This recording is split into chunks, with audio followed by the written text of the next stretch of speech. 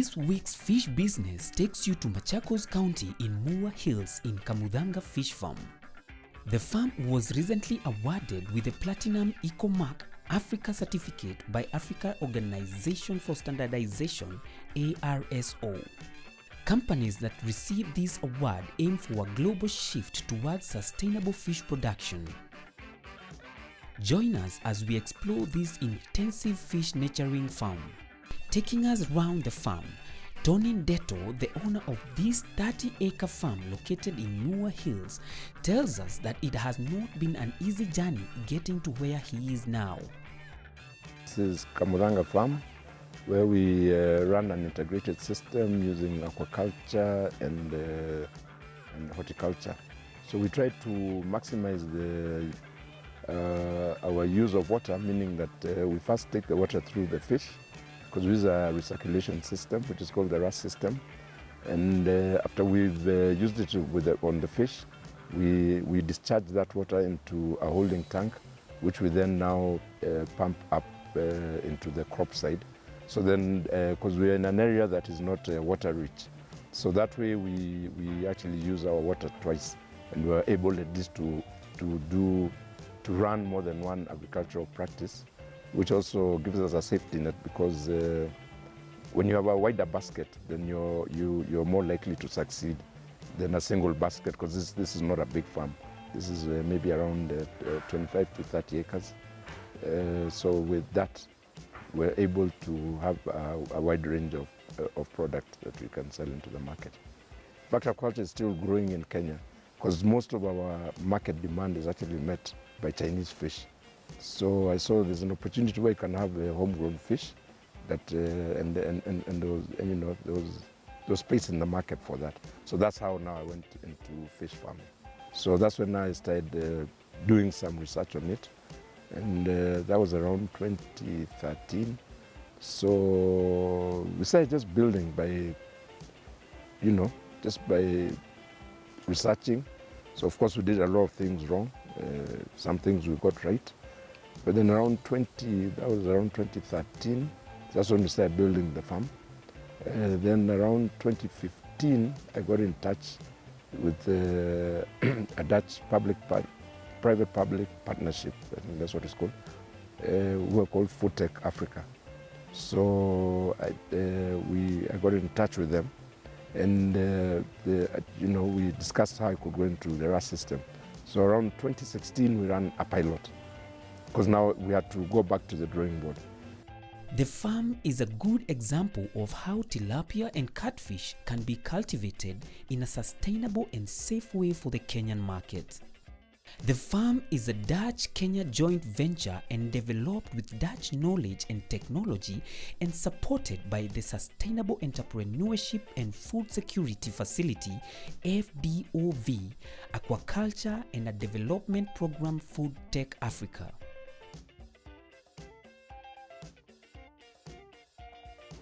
We have tilapia and we have catfish.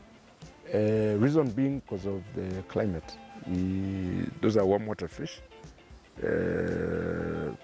so they like good temperatures.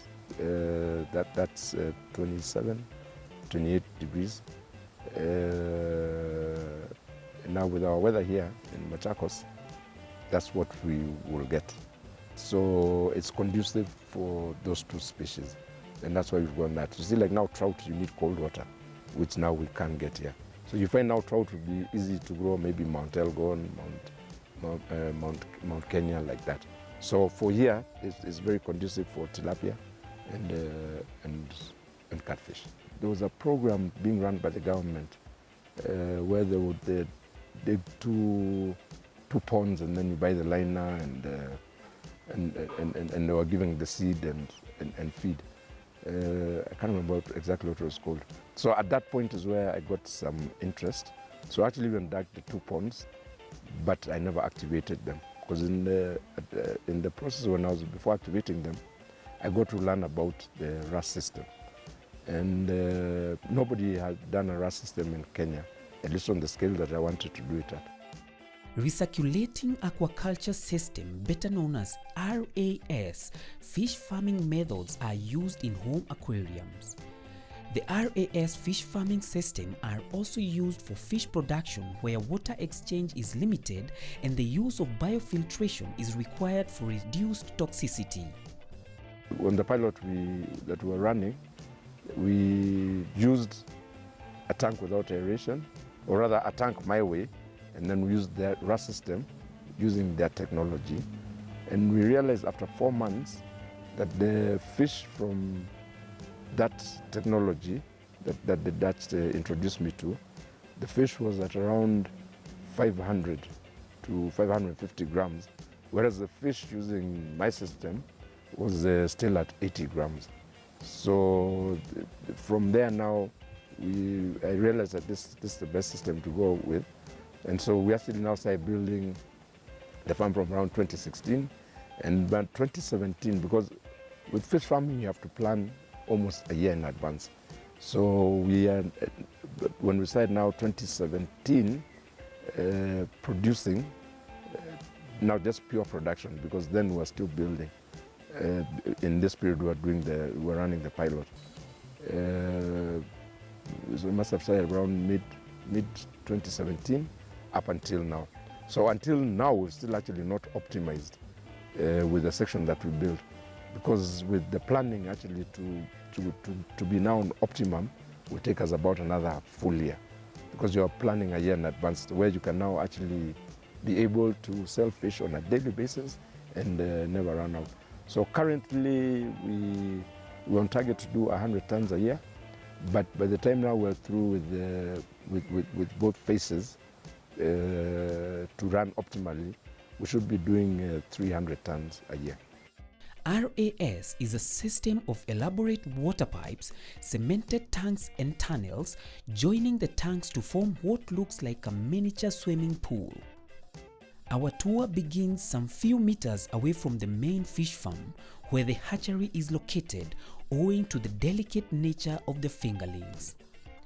Before we get into the unit, we disinfect our feet in a foot bath and put on protective gear on our shoes to prevent any foreign matter from getting into the farm. More water pipes, buckets and electricity switches dot the cooling room whose temperatures are regulated. Thousands of fish fingerlings can be seen swimming in the water buckets. These, we learn, are tilapia juvenile fish. The fish hatchery has 4 chambers with an estimated 250,000 fingerlings in each chamber. Patrick Mundia Maina is the assistant farm manager at Kamuthanga.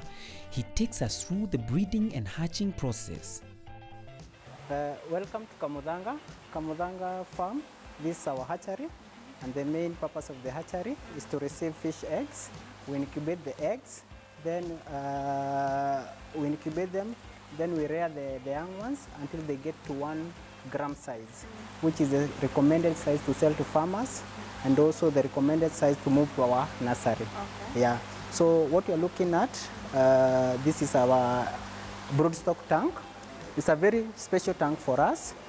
We have done a very careful selection to select the best males and the best females that we have around, so that we can get quality seeds for our farmers and also for ourselves. So what happens in the tank, we have stocked males and females together. Males, we have in the ratio of 1:2. So we have 50 males and 100 females. So according to tilapia science, the males are very territorial, so they mark the territory.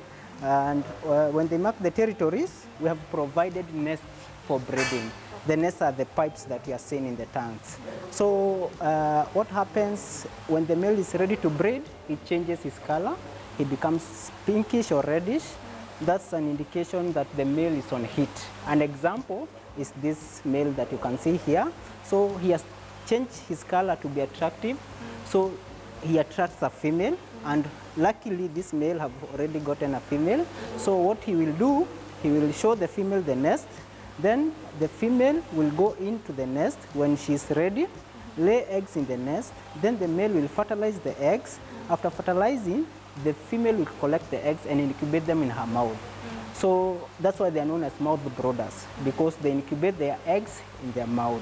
So what is happening at the moment is the courtship behavior. They are doing that so that they can get to know each other, and then the process will take over.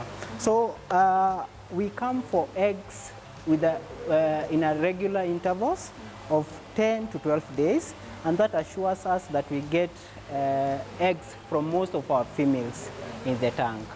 So what we do, we corner all the fish to one side using a bar under the net. After removing the nest and the stones that puts the net down, and we corner all the fish at this end. So that gives us a position where we have the females in the nest, and we can easily handle the fish.